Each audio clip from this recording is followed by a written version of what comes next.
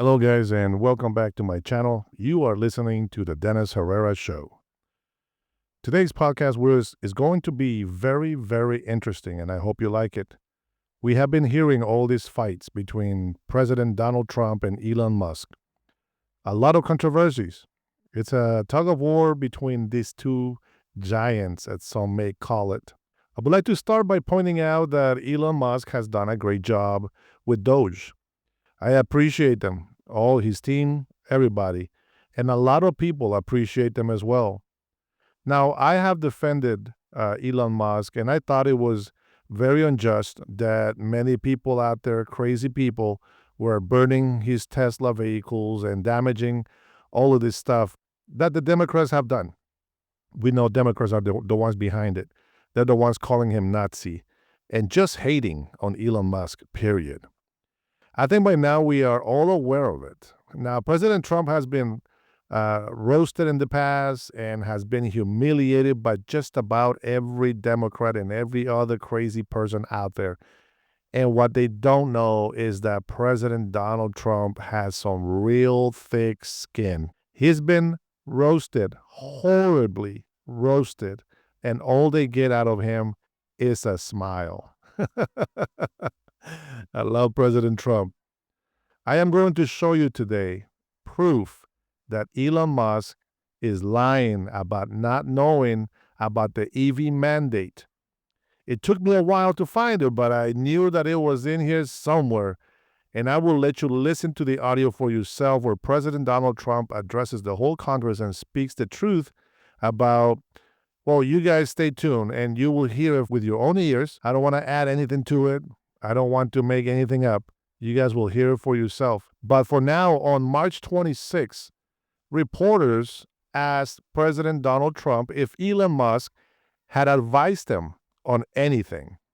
Listen to this. Did Elon Musk advise you at all on these auto tariffs? No, because he may have a conflict, so we don't talk. I've never talked to him. Elon's amazing. He's never asked me for a favor in business whatsoever. I'm actually a little surprised by it. I might do it, I might not do it. I do what's right, and he'd want me to do what's right. No, he's a patriot.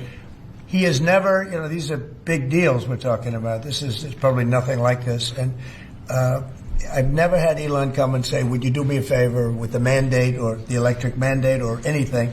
He's never asked me for anything. See, I think that Donald Trump saying this to the reporters out in the open about Elon Musk, it speaks volumes about how much President Donald Trump really cares about our country. This great nation of the USA, where we live. And it's remarkable when you think about it, because many people have accused him of being friends with Elon Musk because he's a billionaire, and people have talked bad about Elon Musk because, the billionaire President Donald Trump and just rich people hanging out with each other. That, let's not forget that these people have called him Nazis as well. They call him by all these names, and well, this statement just let us know that Elon Musk really is doing this to help our country, or so I thought. But as you may have seen, the tweets are already going back and forth. These two are like enemies now. And the last accusation that Elon Musk did on President Donald Trump is that he was on Epstein's list. Well, as you guys know, Epstein was a billionaire, and I am sure that Donald Trump at some point had some run-ins with him. Now, whether he went to the island or did all these other things that other people have done, well, we are still waiting to see. But I don't believe that he did anything, and we're going to just go ahead and move on from here. I want to tell you guys a little bit more about this. You got to remember, President Donald Trump was a Democrat. Elon Musk was a Democrat. A lot of people, including Robert Kennedy, was also a Democrat. Tulsi Gabbard, which is one of my favorites, and if there was going to be a female president, I think she would be the big or the best. And remember, these people criticize not because being a Democrat is the most horrible thing in the world, but because the Democratic Party, unfortunately, it is no longer the Democratic Party. We all know this. They are now just communist, Marxist, socialist. That's what the Democratic Party has become. And it's very unfortunate I really have felt in the last 3 decades, I really have felt the difference in the last 3 decades with the Democratic Party. The difference in this nation and how we went from being respected to being the laughing stock of the world. And now that we have Trump again, we're starting to get the respect back. Watching President Trump address Congress reminds me of how evil these people really are. House and to cease any further disruptions. That's your warning.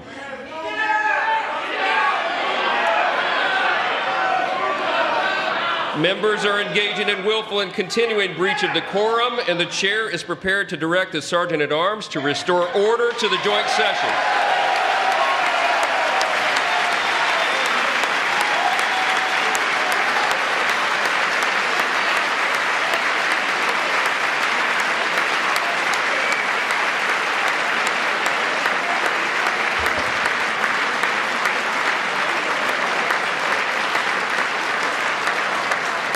Mr. Green, take your seat. Take your seat, sir. Take your seat.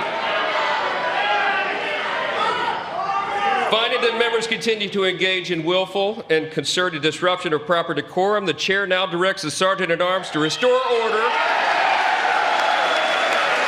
Remove this gentleman from the chamber.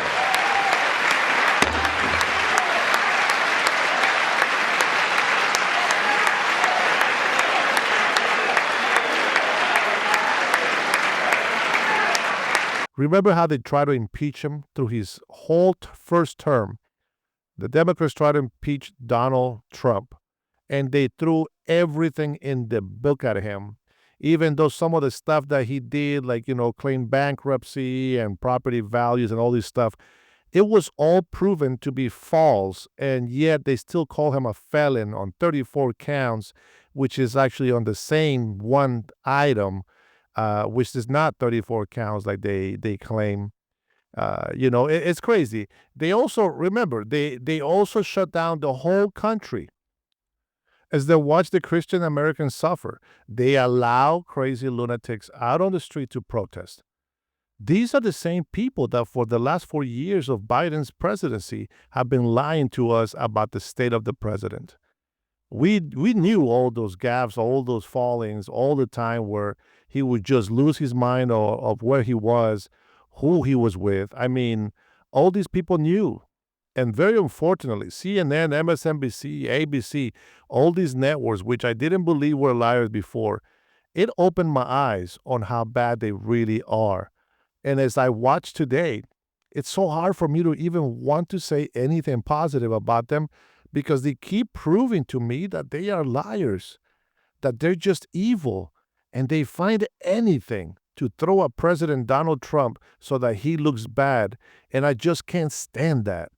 We have crazy people like Ana Navarro, you may have heard of her from The View, who compares Donald Trump to dictators, and she brags about her little cha-cha dog that she knows the character of people. I have to tell you, I will never stop being the little refugee girl who came to this country at the age of 8. Thank you for inviting me to be here. Welcome to the second night of the Democratic National Convention. Let me tell you about the Kamala Harris I know. She is legitimately a joyful, optimistic leader. She cares about policy, yes, but she also cares about people and how that policy affects real people, not just the members of Mar-a-Lago. And you know what else? Kamala Harris, she likes dogs. And my dog, Cha-Cha, likes her. Dogs are good judges of character. So are cats. We cannot elect a president who does not like dogs or hangs around with people who shoot them. Now, let's be serious. Donald Trump and his minions call Kamala a communist. I know communism. I fled communism from Nicaragua when I was 8 years old. I don't take it lightly. And let me tell you what communist dictators do. And it's never just for one day. They attack the free press. They call them the enemy of the people, like Ortega does in Nicaragua. They put their unqualified relatives in cushy government jobs so they can get rich of their positions, like the Castros do in Cuba. And they refuse to accept legitimate elections when they lose and call for violence to stay in power, like Maduro is doing right now in Venezuela. Now, you tell me something. Do any of those things sound familiar? Is there anybody running for president who reminds you of that? And I know one thing, it's not Kamala Harris. That is not the America we love. It's not the land of freedom we treasure. Last night, we heard President Biden say that he loves his job, but he loves his country more. Every American needs to love our country more. Every American has the duty to put our country first. All right, I'm going to jump in here while she's talking because she says America first. That is exactly what President Donald Trump has been delivering, and that what we have been fighting for as patriots. And all these communist Democrats, all they have been doing is fighting for illegal criminals to be freed and open borders and getting all the benefits that American citizens are supposed to be the only ones getting. They want to give it away to any illegal immigrant that crosses the border. That's crazy. So you see what I'm saying?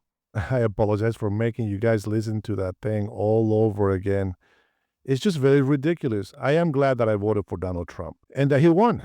I really believe he has a plan to make America great again. And many people probably don't want to hear this, but it's the truth. I see it. You know, the big, beautiful bill, it's supposed to have a $4.5 trillion deficit.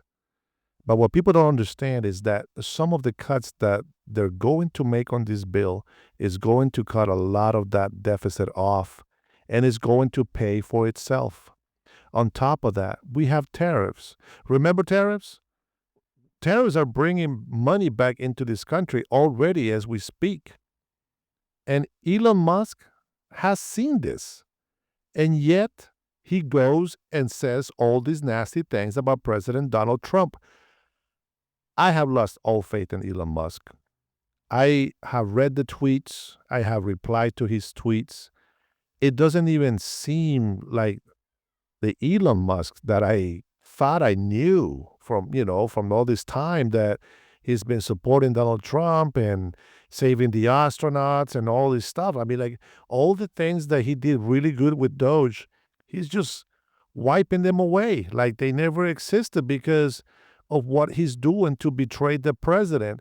Not only is he betraying the president, but he's betraying us, the American people. A lot of police officers work a lot of overtime. And you guys know that police officers don't get paid that much. All that extra overtime pay will help their families a lot more. You know, I watch movies where the bad cop is always complaining about, oh, you think that this miserable pay is going to pay for my retirement? You know, and it's true, even though it's some things in movies, right? They don't get paid nearly enough for how they put their lives in danger. And as I do believe that some need to be a little bit more reform and training and all that stuff, I believe that police officers are still our peacekeepers. And so we have to respect that authority. And well, part of this bill is going to compensate them for all the extra overtime that they do to keep us safe, to keep our cities safe. Plus, remember that bill, the big, beautiful bill, is also going to provide money for protecting the border for the next few years. So I say, stop listening to the liars. Stop listening to the Democrats. You guys already know they lied to us about President Biden. How convenient that his whole family got pardons. How convenient that all the police from January 6th got pardons. How convenient that Dr. Fauci got for a pardon for all and anything that he has done. How convenient is it that all these people are being pardoned? It's just convenient to them because they know that if they keep investigating them, we're going to find something. I know Fauci's going to start feeling guilty about everything that he's done wrong. So eventually he will pay that. But, I would just say that, this thing with Elon Musk and President Donald Trump, it could be just one of their plays. Maybe they're playing that, good cop, bad cop, and, to maybe they're fighting just to see what Democrats will do. I mean, Democrats are already starting to love Elon Musk. I thought they said that he was a Nazi, but for some reason, they're loving him right now. So are they trying to say that Nazi people are good now? It's very interesting how everything changes.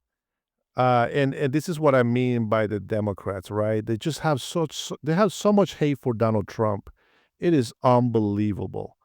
Watching the Congress, the addresses to the Congress was, man, it's just so sad. Almost a little bit embarrassed to be an American, but I'm not. I'm proud to be a Honduran American because I know these losers are not going to get away with everything that they've done to these people, to our nation. And, well, Donald Trump and his team, everybody from immigration, from ICE, DHS, all these people, they're going to make our country great again. This is my fifth such speech to Congress. And once again, I look at the Democrats in front of me, and I realize there is absolutely nothing I can say to make them happy or to make them stand or smile or applaud. Nothing I can do. I could find a cure to the most devastating disease, a disease that would wipe out entire nations, or announce the answers to the greatest economy in history, or the stoppage of crime to the lowest levels ever recorded. And these people sitting right here will not clap, will not stand, and certainly will not cheer for these astronomical achievements. They won't do it, no matter what. Five times I've been up here. It's very sad, and it just shouldn't be this way.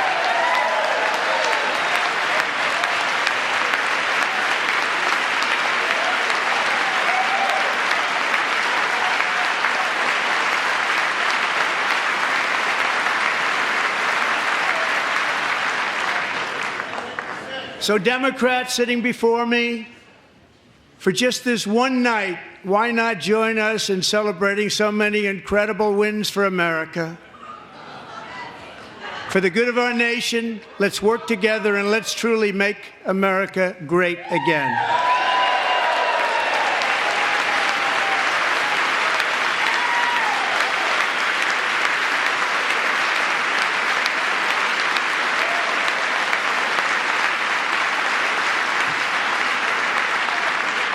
Every day, my administration is fighting to deliver the change America needs to bring a future that America deserves, and we're doing it. This is a time for big dreams and bold action. Upon taking office, I imposed an immediate freeze on all federal hiring, a freeze on all new federal regulations, and a freeze on all foreign aid.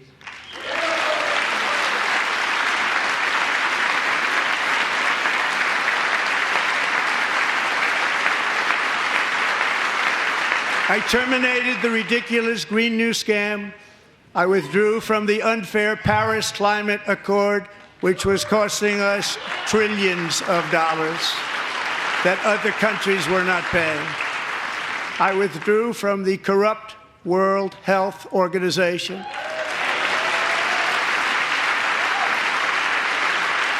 And I also withdrew from the anti-American UN Human Rights Council. But with that being said, I want to show you that Elon Musk is lying about not knowing that the EV mandate was cut and it was not going to be on the big, beautiful bill. As you guys already know, the big, beautiful bill took over 18 months to put together, which means it was done way before, or got started at least, and got finished by the time the President Donald Trump came into office on November 5th of 2024 last year. So just listen to this. You listen for yourselves. Here we go.